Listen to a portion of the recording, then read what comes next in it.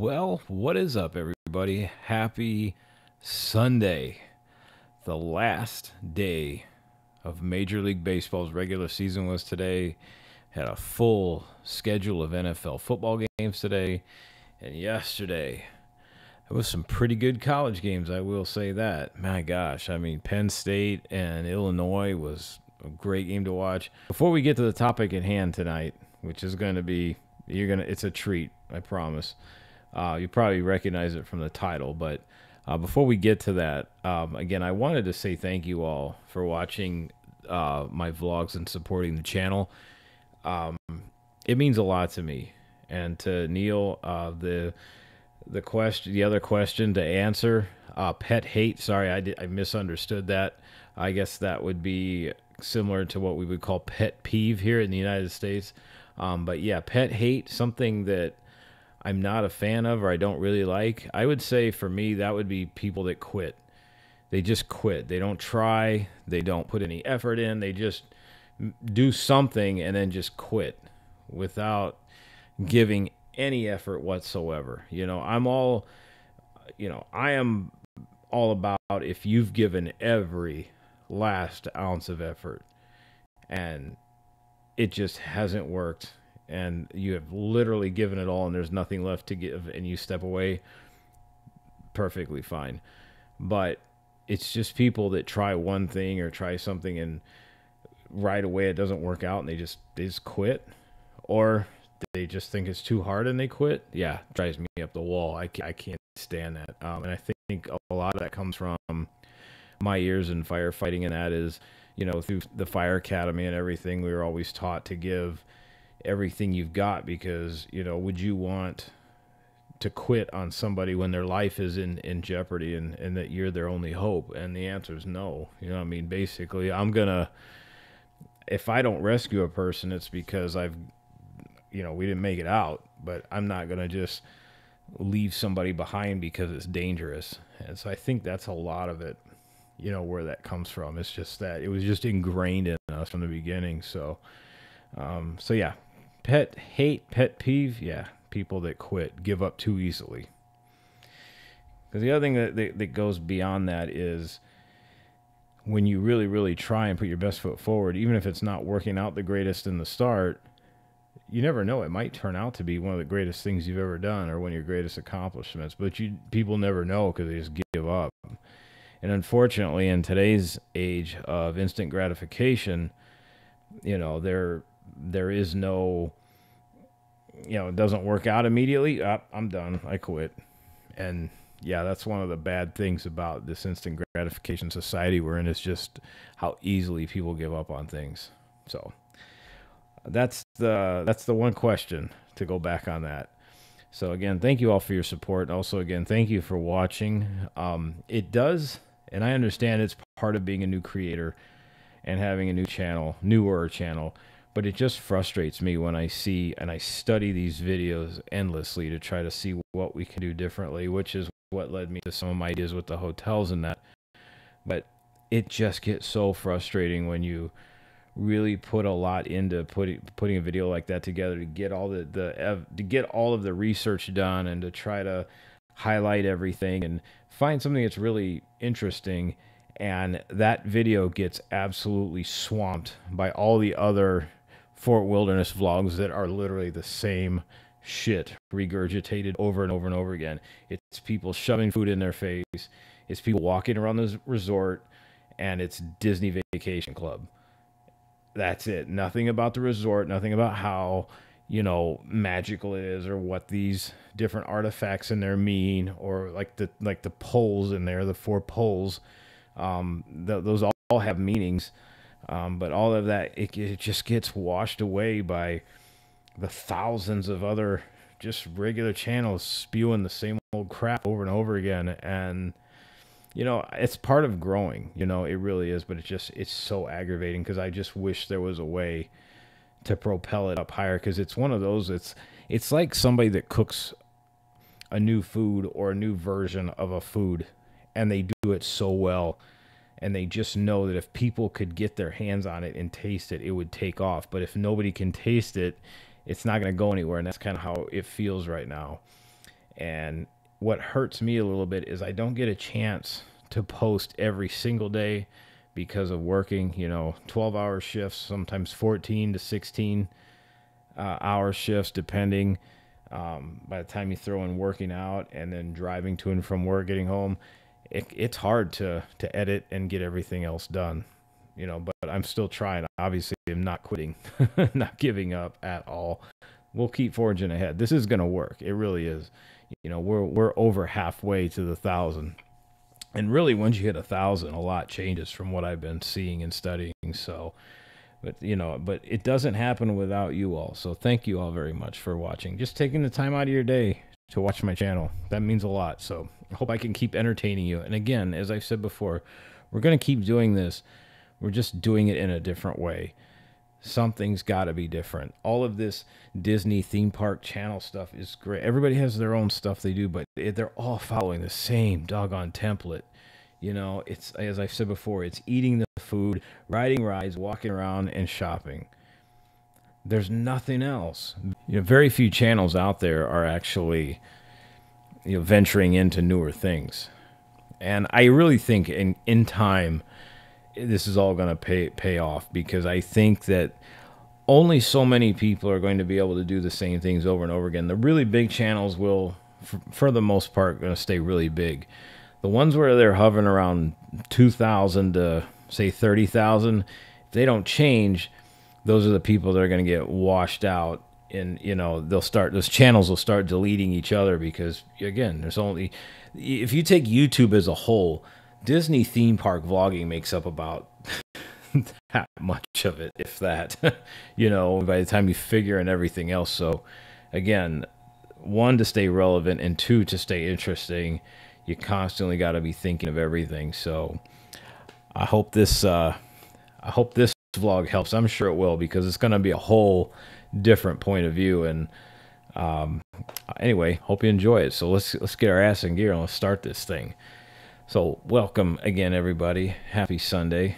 Happy last Sunday of September. October is already Tuesday. I can't believe that. Major League Baseball playoffs start very soon on Tuesday. 2 more games tomorrow, though.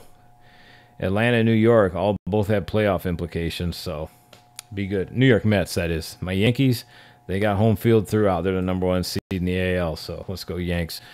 All right, so tonight's vlog, DVC, Disney Vacation Club. Why I think, personally, it's one of the biggest wastes of money that you could ever spend on anything. Yes, I said that. It's a waste of money. And I want to tell you something funny. When you tell these Disney Vacation Club owners, these DVC owners, and if anybody that watches this is Disney Vacation Club, listen, this is my point of view.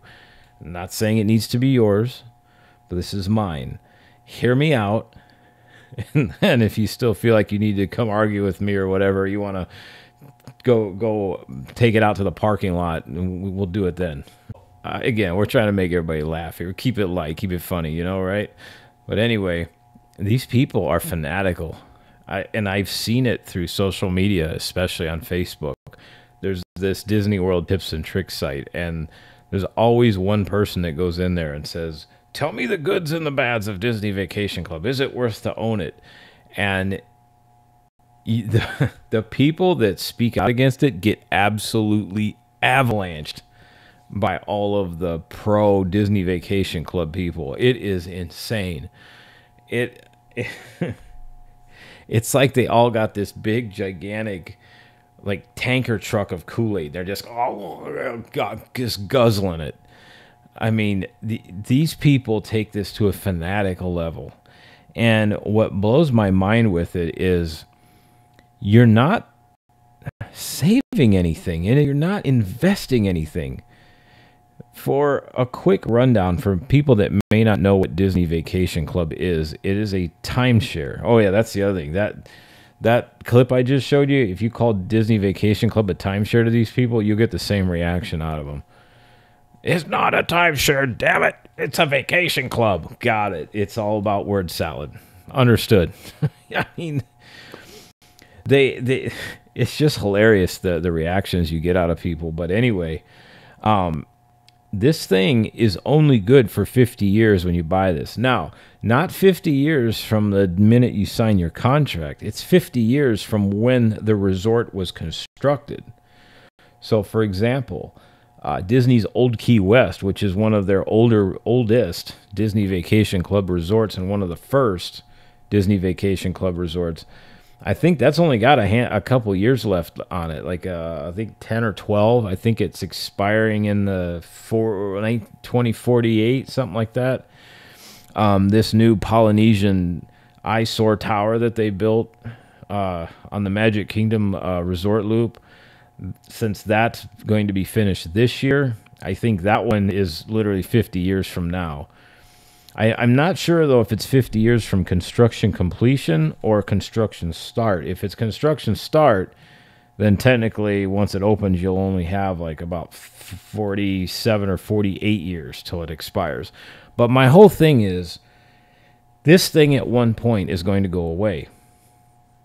And everything that you put into it is gone. They'll just sell off the contract. And how in the world, one more time, is that an investment? Especially since you never own this thing. Now, I know you say, oh, man, well, you pay it off. You get the deed. No. Hold on a minute. Yes, you can pay off the original contract free and clear. But you still have got to pay monthly and or yearly dues, which are astronomically expensive. For example, the new Disney Vacation Club, those freaking, whoever designed these cabins at Wilderness, Fort Wilderness, again, should just be drug out into the street and beaten. I mean, I don't call for violence, but let's call it what it is. These things are absolutely atrocious. There's absolutely zero attention to detail in these things. It's made of modern construction equipment. It's made very cheaply. It looks nothing like the ones that they replaced. Nothing at all. I'm sorry. I don't even know what to say with these things. They are absolutely the most ugliest things I've ever seen. And if you look at the new Disney construction, look at the Polynesian Tower, look at that. They're apparently resurrecting the, whatever it's going to be called. They're going to build another Disney Vacation Club resort out at Fort Wilderness, where the old Water Country water park used to be. And then you look at the cabins, everything looks the same. It all has the same style of architecture. There's absolutely zero thought into this stuff. When you compare these new buildings that they're putting up to what I just did, like over at Coronado and over at where the heck were we? Wilderness Lodge. Everything is so unique, so different. Not these places. They're all the same cookie cutter crap. And there's absolutely zero thought that goes into these things other than let's just churn it out so we can charge people more money, which is what they're going to do. Now, back to what I was saying about you never ever own this Disney Vacation Club crap is because you have monthly and yearly dues all the time, which these new cabins are opening up at the Fort Wilderness. The dues are like $202 a month on that thing. That's that's like $2,200 a year just in dues. Well, fine. Take $2,200 a year, multiply that by 50. That's a big number, huh? What a cool $100,000, something like that. Think about what you could do with $100,000 invested correctly over 50 years. You'd be over a millionaire. Oh no, but we got Disney Vacation Club. We're financially smart here. And I think the one thing that really frightens me about this whole thing, and again, people can do whatever they want with their money. I don't give a shit. But the fact that they allow people to finance this shit is even worse. And we'll go over this in a second here. I'm going to show you some stuff. I found it on their website. Disney One allows you to finance, and also they, in more recent times, dropped their minimum credit score to finance this stuff. Meaning there's no credit score minimum that you need to have for this. It's just strictly up to them to decide what they want to do, if they're going to pick you up or not. I mean, it used to be you had to have a minimum, I think it was like 560, which is low. Now it's gone. There's no minimum, which is scary, because again, that's how we got into this housing crisis, or the 2008-2009 housing mess. We were giving loans to people that shouldn't have had them. And so that tells me that they're also getting desperate to sell these contracts, but also they're selling them. Their main demographic now is people that can least afford it, but they're doing it to own it because it's a status thing. I mean, just look at how people talk, again, on social media. Look at the Walt Disney World Tips and Tricks site. Everywhere you go, we're DVC. I'm DVC. We've been DVC. We're DVC this. We're DVC that, you know. Okay, who cares? You're spending a lot of money, you know, instead of investing it smartly into like a Roth IRA, or, as Dave Ramsey says, growth stock mutual funds. You know, most Disney Vacation contracts, Disney Vacation Club contracts start out, I think the minimum points is 100 points, and they start now at $210 a point, I believe. We'll pull it up here in a second. We'll follow it on the screen. But it is so insanely expensive to belong to this thing. Now, people that bought into it decades ago or 20 years ago, yeah, they probably bought into it at a good time. But again, at some point, that thing is going to expire. All of that money that they've put into it, mainly in the dues keep going up every year. And you can't run from those. You have to pay that. Otherwise, they'll take your vacation club contract away, and you'll lose everything. You know, those go up every year. And I'm sorry, you never own this thing. You will spend the next how many ever years you have with it paying on it every month or every year because of the yearly, monthly dues, and not to mention the effect it probably has on your taxes at tax time and everything else. And people say, oh, well, I can just book a vacation for 7 days or 14 days and not have to worry about paying anything. Yeah, that's how they sell them. They think you're prepaying for your vacations is what you're doing. You're basically prepaying for 30, 40, 50 years of vacations. That's all. It's like handing money in advance. You know, the only way that I could ever see this working is if, one, you had a net worth of well over $1 million, you had no debt, and you could afford to throw away $2,500 to $3,000 a year on this stuff, and you could write a check for the initial contract, which most of them are, you know, right around $24,000 to $28,000 to start. Now that's 100 points. If you really dig into it, 100 points doesn't get you squat. That gets you nothing. 100 points is very, very low. That might get you a couple days staying at like the All-Star resorts. No, I'm just kidding. All-Stars are not Disney Vacation Club, but usually the lower rated resorts are like, I think Old Key West can get pretty cheap sometimes. Like some of the other ones are very, very low. But, you know, you're not staying at Alani with 100 DVC points. That might not even get you one night. You know, so what they bank on is that people buy these contracts and then they add points and they buy more contracts. But see, here's the problem. You'll hear this all the time. There's a YouTube channel out there that I've watched, and that's where I got the idea to do this. I think it's called DVC Fan or something like that. But these people talk fanatically about Disney Vacation Club, which is fine. Everybody has their right and their own creativity to talk about whatever they want. But the problem is the majority of Disney guests, and I'm just going to go out and say that, the majority of people that are going to Disney are not your millionaires. I promise you that. They're your upper, lower, and all classes of the middle class. There's a few of the upper, but if you go to a Disney park, go to any of their resorts, even their cruise line, the majority of people are upper, lower class, lower middle, middle, and upper middle.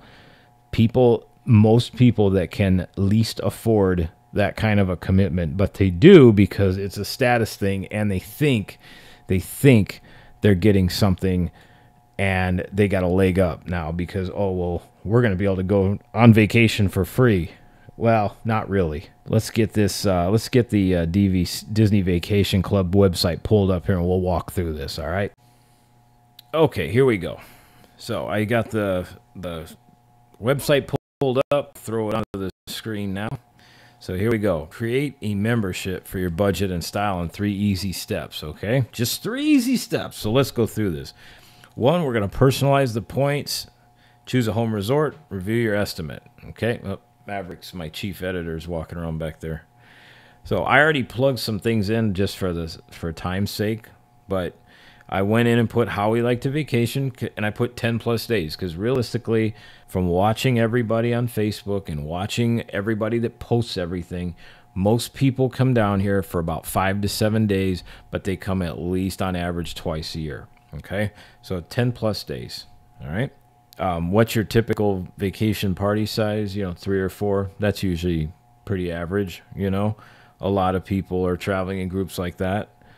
And then when do you vacation? Holidays. Let's do we did holidays. And then obviously we want to stay in the resorts near the Disney theme parks. Those are the most popular. So then that, again, this is kind of an estimate, but this is saying that for that type of vacation style and that amount of people at the Disney resorts, Disney World resorts, we should figure in about starting with 140 vacation points. Okay. So now we got to choose our home resort, which I went all the way down and did the new cabins, even though I wouldn't do that, but that's the one we selected because that's going to be the latest and greatest. Everybody's going to want to do this because, hey, it's the thing trending on social media. And so you can see in here, though, we have the villas at Disneyland Hotel. There's Aulani and then Riviera. They can't give Riviera away most times. And here we are. This one right here, I got it selected. The cabins at Disney's Fort Wilderness Resort, a Disney Vacation Club resort. Look at this thing. Look at that. That looks like absolute trash compared to what they used to look like. Now, could they have been designed a little bit differently in what they used to look on the exterior? Sure, they look like log cabins, but it was the interior that had a special homey type of feeling. These, when you walk inside, they just feel generic. They don't feel like something that you should be camping in. I'm sorry, they don't. But everybody's going to want these things. All the DVC madness is starting, so this is where everybody's going to flock to. So we selected that one. So what does this give us, okay? 140 vacation points at $225 a point. Whew. Shite. Your dock and preparation fees are $250 plus your estimated closing costs, which is $586, meaning it could be more, could be less, most likely more. That takes us to a total one-time I love how they say one-time cost. Yeah, for that part. Total one-time costs of $32,336.23 or $457.56 for a 10-year loan after a 10% down payment. Let me tell you something, everybody. 10% of $32,336 is just about $3,300 down. Okay? 10 years. With a 10% down payment, assuming your credit's not, awful. But again, they're just checking it. There's no minimum score. So you could land somewhere between 10 and 18%. Imagine that, 18%. I can't, 10% on a freaking vacation club, a timeshare. That's what I'm saying. The only way to do this is if you got that kind of money laying around, you can write them a check for 32 G's. And go out that way. But then let's go down this way. Additional cost. $1,702.40 annual dues, which that goes up every single year. $141.87 estimated monthly. And I think they charge it monthly, or it's due by January of the following year, all at once. I mean, $1,700 a year. Let's take, just for the fun of it,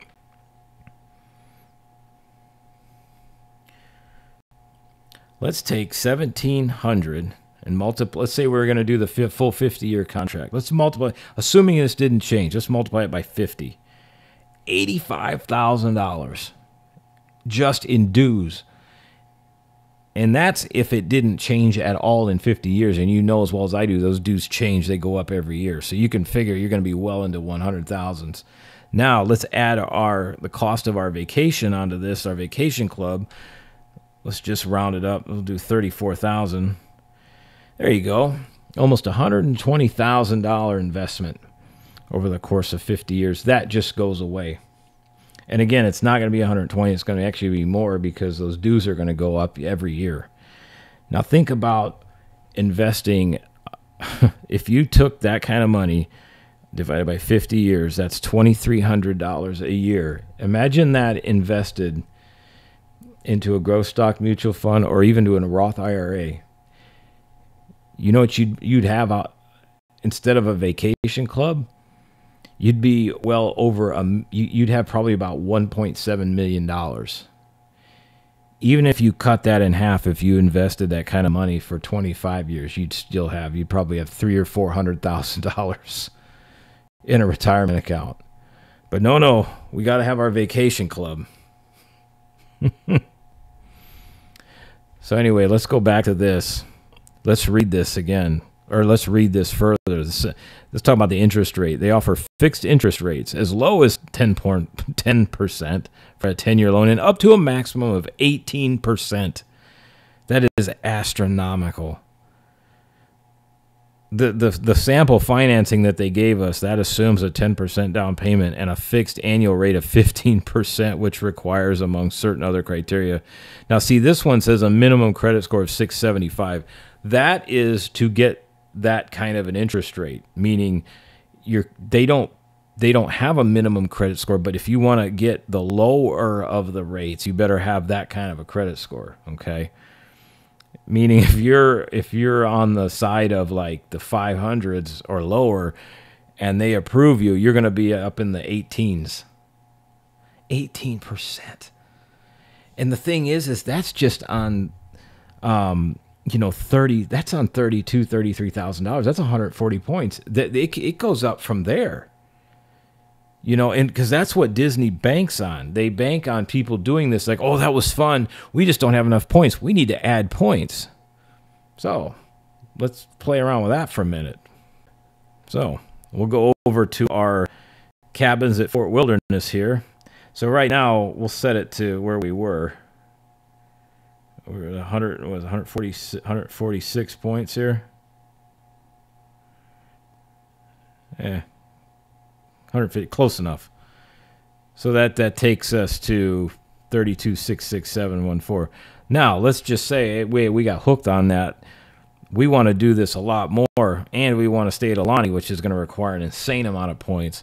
Let's just go ahead and increase this. Let's take it up to say 300. Now you're in this. Now you're at $65,000. So basically, if you bought this contract, because basically we doubled our points. So basically, if you bought in at 30, let's say 33, 34,000, now you've purchased another $34,000. Now you're invested to $65,000 in Vacation Club. Oh, by the way, now your 2024 dues, since you own two contracts, are going to be around $300. Roughly. And just for the fun of it, let's take that. Let's take $300 now. $300 a month times 12. 3,600 times 50. Now we're up to 180,000.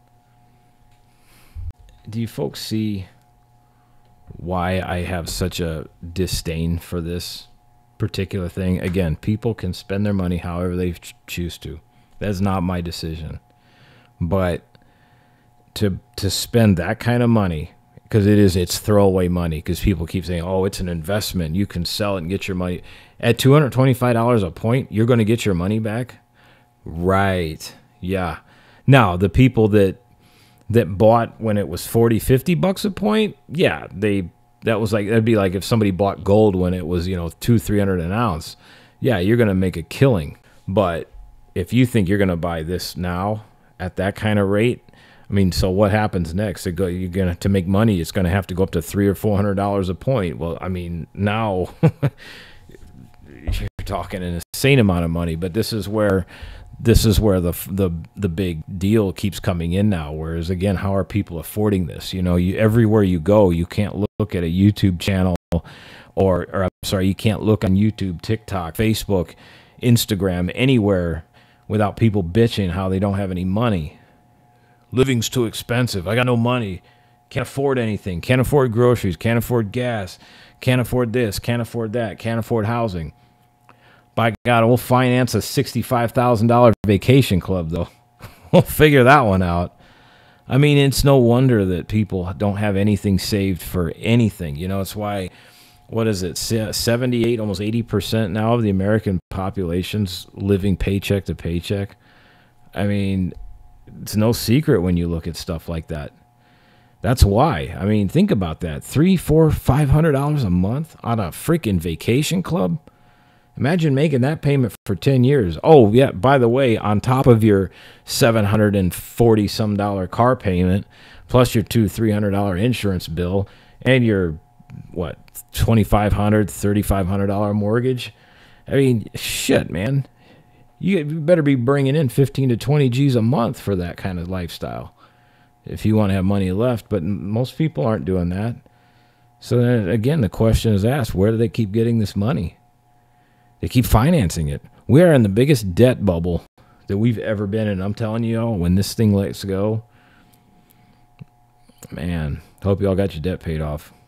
I'm telling you, when this thing gives out, it's going to give out big. And I will tell you, I talked to a couple of my friends that I work with. Some of them own Disney Vacation Club, and I listen to them. You know, I'm not an asshole.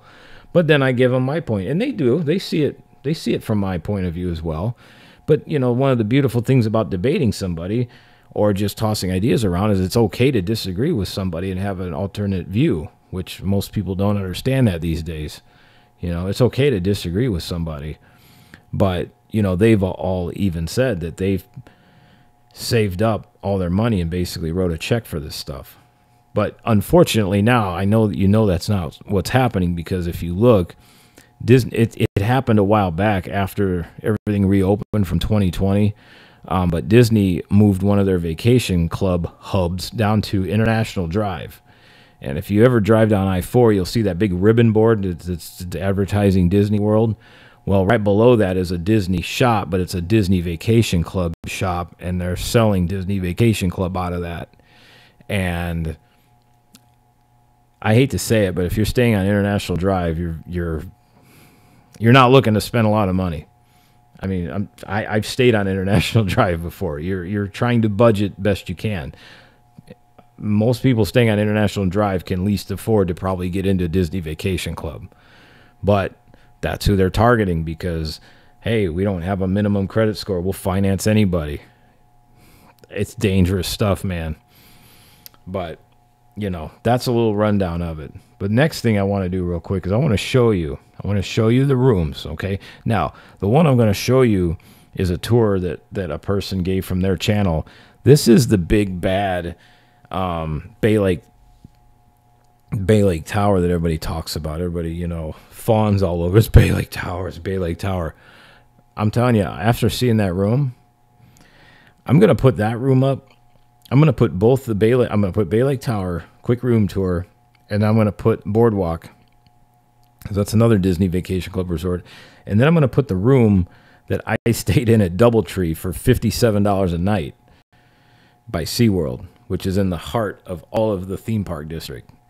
And I want you to take a look and tell me which one's better. All right, so this first one, we'll start it now. This is Bay Lake Tower. So you can see, oh, I love when people do this.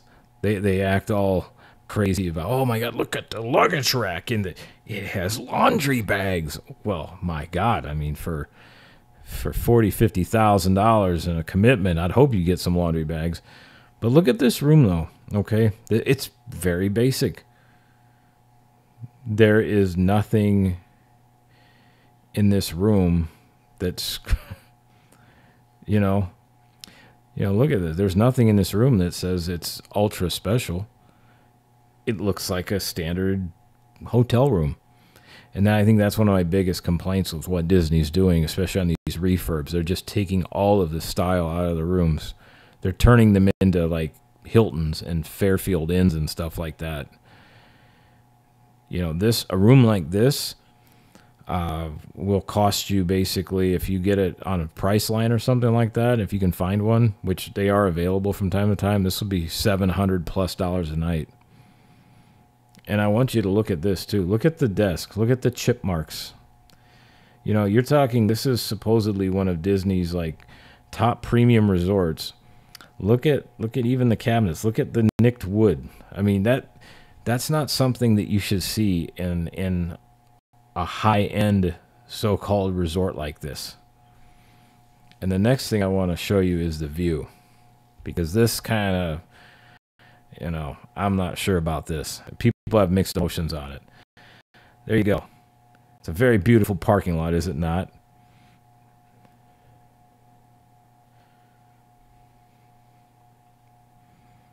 People can't figure out how to open a damn door, apparently. There we go. Good job. So there you go. There's your parking lot. I mean, it is neat to see the monorail in that, but like when they designed this resort, they designed it to stare at a parking lot. You know, about the only benefit of staying here is you could see the fireworks. The rooms on the backside face the pool, and then they also face the lake as well, but I think it's a little better, but you're just not going to see fireworks. You want to see fireworks, just take your ass to the Contemporary Resort, go all the way up to the top level and watch them from up there. That's all you got to do. All right, this next one we're going to do, this is Disney's Boardwalk Resort, all right? Check this one out.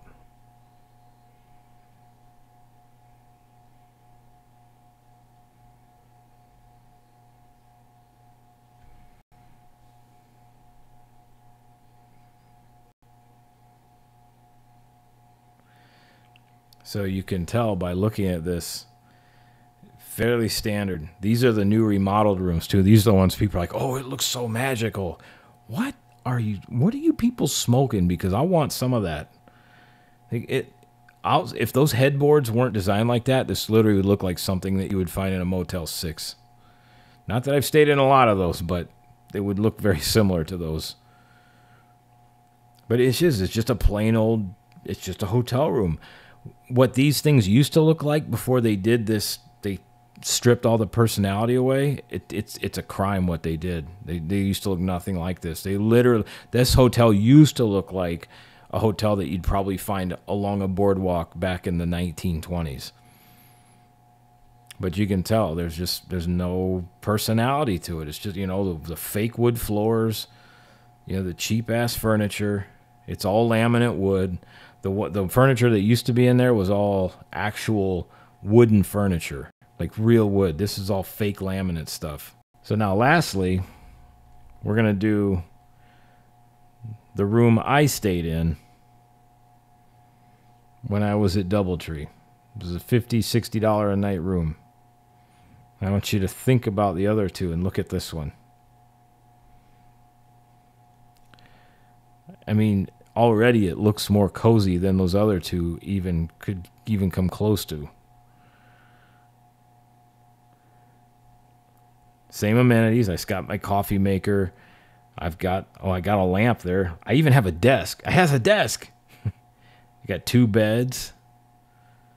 You know, as I pointed out when I stayed there, running water, hinges on the doors, carpet. Yeah, and it has a bathroom. It's got indoor plumbing, of all things. I always love when people do these tours and they show the bathroom off. Like, well, what do you think's going to be in there? I mean, you expecting to find the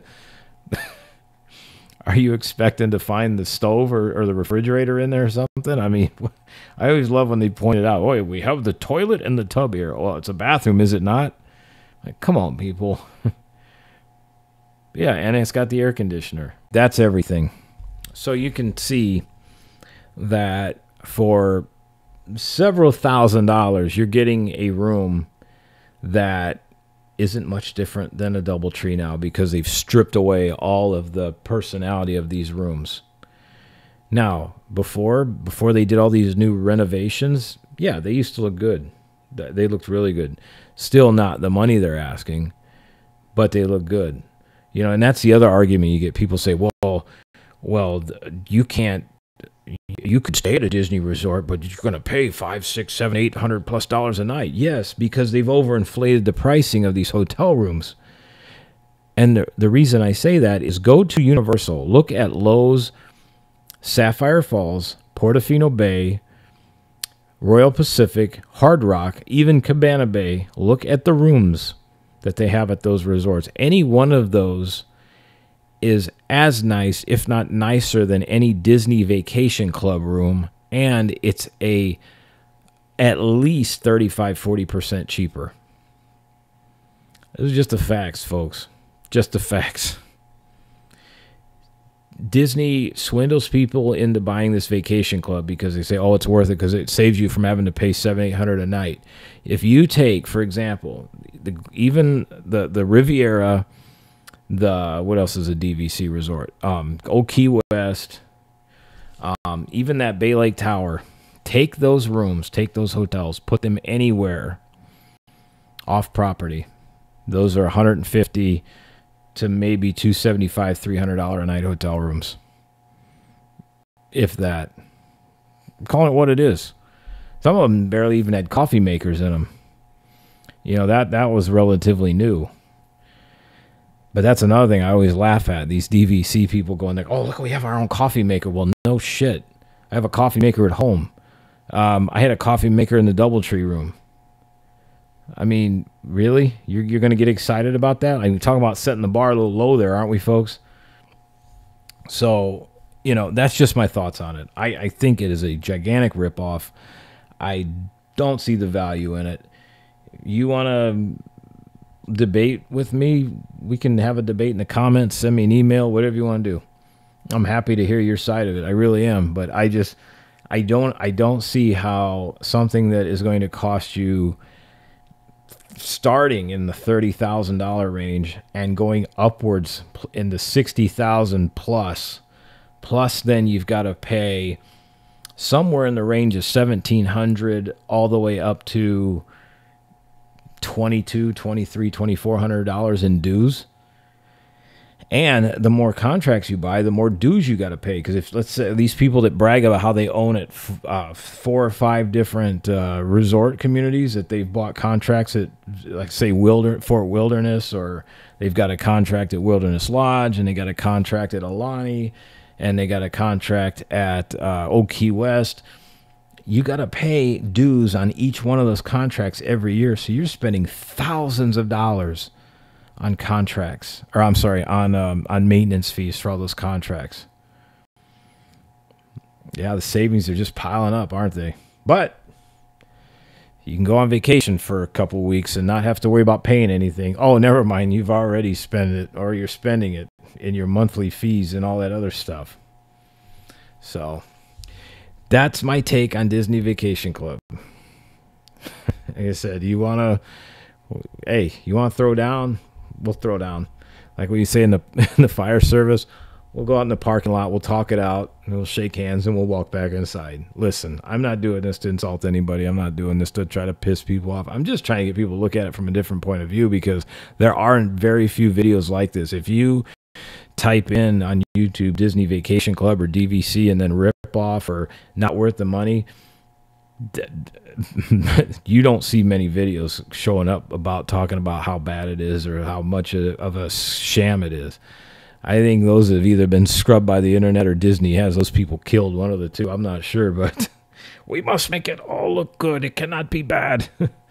So, but yeah, I want to throw this out there again. It's looking at this from a different point of view. So let me know what y'all think. I hope y'all enjoyed this. I will see you all later this week. Welcome October. It's baseball playoff season. And yeah, congrats to everybody if you had a winning team this weekend. I know the Boilermakers let me down, but my Minnesota Vikings came through. By God, they came through and took down Green Bay at Lambeau. It was a tense moment there at the end of the game because they kind of let a 28-0 lead slip out. But hey, anytime you can win at Lambeau, that's a big win. So I'll see you all later. Have a fantastic evening. Have a great week ahead. Have a good night, everybody. Once again, in regards to Disney Vacation Club, this has been the truth. Yes, it's actual. And some people it may be, some may not, but I hope for most it was mighty satisfactory. See ya.